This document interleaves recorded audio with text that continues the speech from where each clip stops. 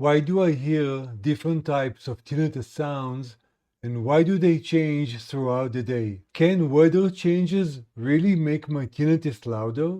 What are the most effective sound therapies to reduce my tinnitus symptoms? Today, we are going to answer these and other questions, and I'm going to make sure that you really understand what's going on and why different things affect your tinnitus in different ways. Hi, my name is Guy, and I've been dealing with severe tinnitus and hearing loss for over a decade now. I myself was puzzled by those same questions for a long time. I spent many hours doing research and speaking with many professionals to get these questions answered. Today, I'm sharing all my knowledge and all my experience with you guys so you have those same questions answered and you can get relief as soon as possible and you can move on with your life. Before we dive into the questions and answers, I want to remind everyone that we are all very unique and we can experience tinnitus in different ways. So while there are common things about tinnitus that apply to everyone, each one of us is experiencing a different twist of tinnitus, which is based on how we are, our medical condition, the environment around us, and other things that we experience as individuals. Remembering that, let's jump in. One of the most common questions is, why do I hear multiple and different tinnitus sounds, and why do they change throughout the day? So it's probably not very comforting, but it's completely normal to have multiple sounds and different sounds at the same time, and it's completely normal for your tinnitus to change throughout the day. For example, high-pitched sounds are typically associated with damage in the inner ear and damage to the hair cell, which is responsible to detect the movements that your brain translates to sounds. Low-frequency rumbling is typically associated with eustachian tube issues. Hissing and static-like sounds are typically associated with nerve damage or irregular auditory brain activities. Now, again, these are just the typical associations between auditory system damage or challenges to different kind of sounds. We are all unique, and you might experience different sounds for different reasons. Just keep this in mind. Now let's talk about why tinnitus changes throughout the day or in different situations. The first cause for tinnitus changes is stress and fatigue. Tinnitus often gets louder when you feel stressed or when you're in a stressful situation. This is because stress is affecting the nervous system, which is affecting your brain, that is actually the part that is responsible for generating tinnitus. Your brain is actually the one that creates tinnitus. So when your nervous system is on high alert and is affecting your brain, that affects your tinnitus directly. The next cause of changes is your environment. If you're in a normal office environment, for example, or an environment that has some sound and has some noise in it, that typically acts as a masking noise for your own tinnitus. This means that you are not going to notice your tinnitus that much because there are other noises around you. If you happen to be in a very quiet environment, especially during the night while you're trying to sleep, this is exactly where your brain is going to focus on tinnitus because it's the only thing that you hear, and it's going to make you feel like tinnitus is louder and it's the only thing that you hear. If your tinnitus is of the somatic type, the somatic kind, then how you sit, your posture, pain that you might have in your shoulders or your neck might affect your tinnitus directly as well. In the video description below, I have a link to my ebook about tinnitus relief. You can sign up to get this free ebook that will teach you all about the different types of tinnitus and their causes, and it will explain to you exactly what somatic tinnitus is. So if you want to learn about that, check that link in the video description below. At a high level though, somatic tinnitus is where different physical conditions of your body are creating pain, are creating or aggravating your tinnitus symptoms. Therefore, your body position, pain that you may have or stress that you may have in different body parts around your head, your neck, and your shoulders can directly impact your tinnitus symptoms. The next thing that most people don't even realize is that what they eat or drink, medication, and even supplements they may take throughout the day can also have a direct impact on their tinnitus symptoms. Things like caffeine, alcohol, or salty food and drinks may have direct impact on your tinnitus symptoms. In addition, you may be consuming drinks and food that you don't even realize, but your body is actually allergic to. The allergic reaction might not be very strong, so you're not thinking that you are experiencing allergies, but it's enough to activate different mechanisms in your body or trigger different reactions in your brain that will increase stress or stress-like symptoms, and that will result with increased tinnitus symptoms. Knowing that it's normal to experience different sounds and knowing that your tinnitus may change throughout the day hopefully help you stop worrying about this and focusing about things that you can control like hydration and stress and managing your symptoms so you can get relief as quickly as possible. Are there ways to identify specific tinnitus triggers that make your tinnitus worse? The answer is definite yes. This is another thing that I'm covering in my ebook that you can find in the description below. In fact, I have a chapter just dedicated to tinnitus triggers. In my experience and my opinion, the easiest way to manage triggers is to have a really simple tinnitus journal where you can track new things that you eat or drink, your stress level, how much you slept, and other things that have direct impact on your tinnitus. There is really no need to make this a complicated thing. Just a really simple journal where you can just track those things will be enough. What you want to track is changes on new things. You don't have to track everything. So for example, let's say that you're not sleeping well for more than one day in a row. You can simply track how many hours you slept each night, and that will give you a sense of how your sleep hours affecting your tinnitus. The other thing that you want to track is new foods, new medications, or new drink that you started to consume. Because all of them have the potential to impact your tinnitus, just having those things tracked will allow you to look back in your journal in case your tinnitus started to spike all of a sudden. You're trying to figure out why my tinnitus is spiking so much and trying to understand it. The easiest way would be to look at your journal and see what you started to consume maybe 2 or 3 days ago and assessing if that was the trigger that now is causing your tinnitus to be much louder than normal. Things that you want to track are exposure to noise, your sleep pattern, anything that affects your stress levels, and any new foods, drinks, or medication. And I want to make sure it's clear, the key is not to avoid things, the key is just to track changes, because if tinnitus is spiking up, you want to look back on your journal to try to understand what caused that spike. If you notice that the same trigger is spiking your tinnitus, then you can start avoiding that specific trigger. So it's really not about avoiding things, it's about identifying your triggers so you can avoid them in the future. Can weather changes like high or low humidity or pressure changes make my tinnitus worse? The short answer is yes. Weather changes can definitely impact your tinnitus. Whether it's barometric pressure changes, low or high humidity, those things can directly affect your tinnitus, and let's understand why. Remember that your ears are responsible not just for hearing, but also for balance. In addition, your ears are also connected to your throat and to your sinuses. This means that atmospheric pressure changes have a direct impact on how your ears, your sinuses are working, and what kind of pressure you're experiencing around your head.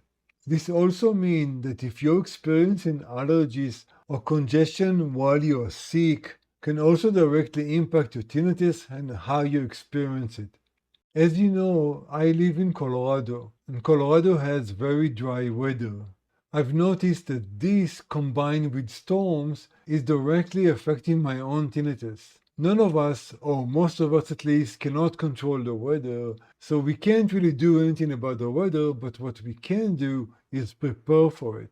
First of all, as a general rule, is to always stay hydrated. Staying hydrated will reduce the impact of weather and pressure changes on your tinnitus. Other things like using sound therapy during storms or while you experience different pressure changes can really help you mask the tinnitus and ignore it as much as possible. It also helps to remind ourselves that these changes are temporary, meaning that whatever effect they have on you, you know it's going to be gone as soon as the weather stabilizes or the conditions are different.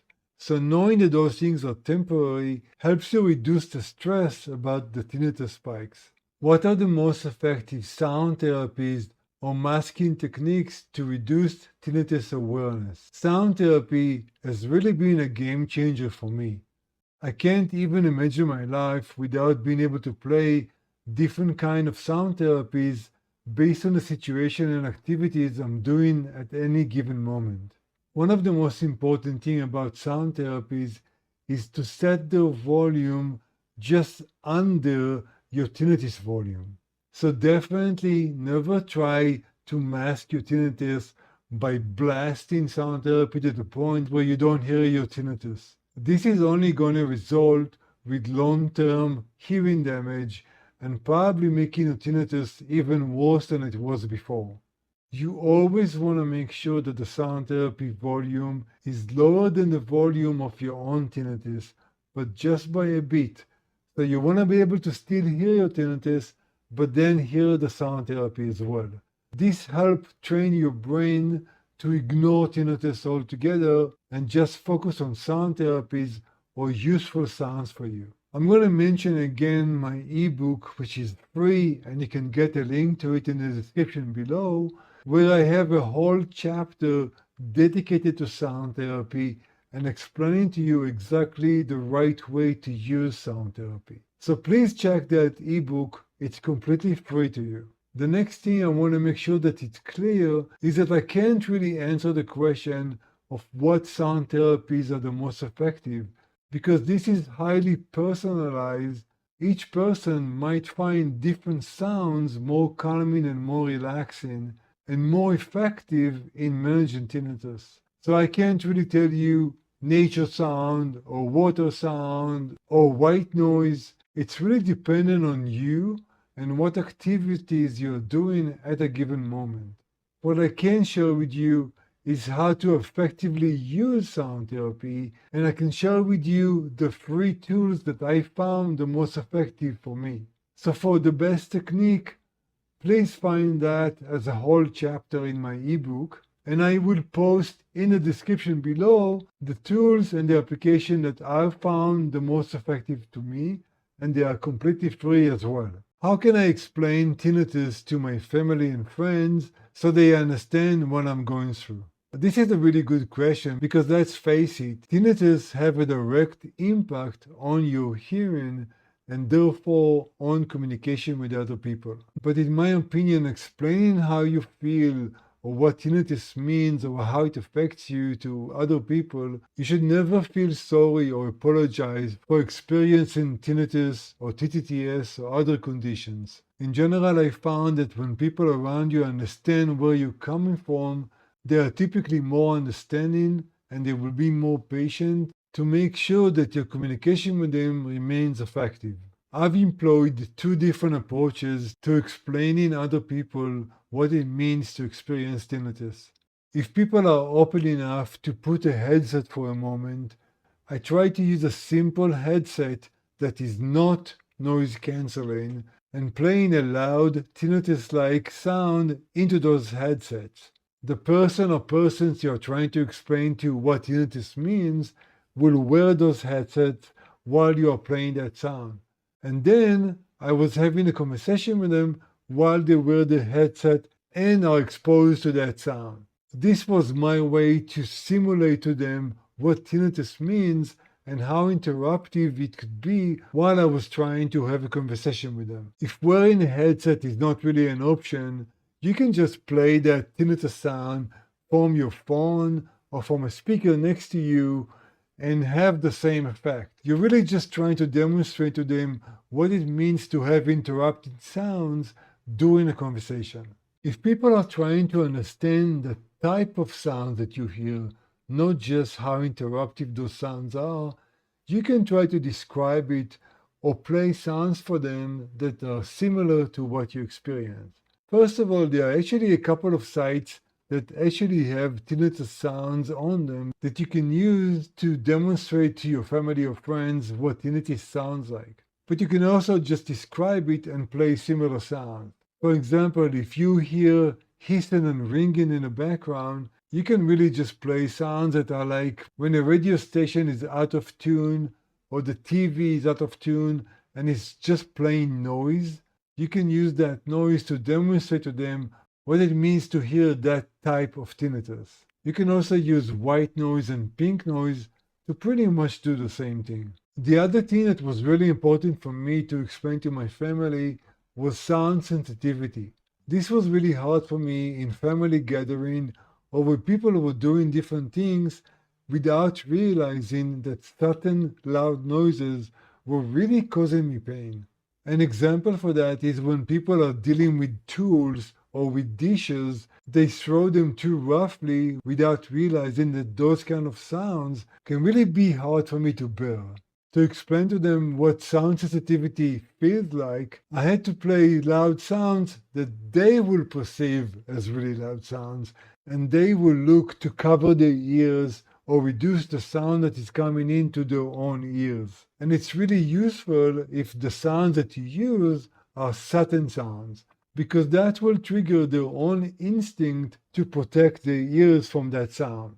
And from my own experience, you only need 2 or 3 times of demonstrating these really loud sounds to make them understand how sound sensitivity feels like. How can I manage tinnitus at night when it's the loudest and I'm trying to fall asleep? Nights, and especially when you're trying to fall asleep, could be the hardest time to manage tinnitus because typically there are no background noises, which means that your brain is now just hearing your tinnitus and it's unconsciously focusing on it, which makes it feel much louder and much more disturbing. There's really 2 scenarios here.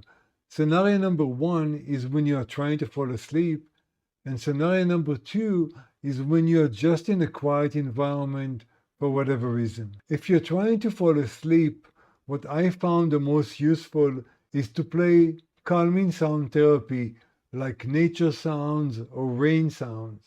Now, of course, this is very personal and you may find other sounds to be more calming, and that's just fine. And you need to use the sounds that make you relax and make you feel comfortable at night. The other thing is to keep what's called sleep hygiene. At a high level, sleep hygiene is not looking at any screens, no phones, no computers, no TVs, at least 1 hour before you go to sleep. This really helps your brain getting ready to go to sleep. The other thing, of course, is to keep the room dark and cool. You can try deep breathing techniques or meditation to help getting your mind and body ready to fall asleep. It's not really about silencing tinnitus. It's really about deflecting the tinnitus effect away from you so it doesn't have the negative effect of interrupting your sleep.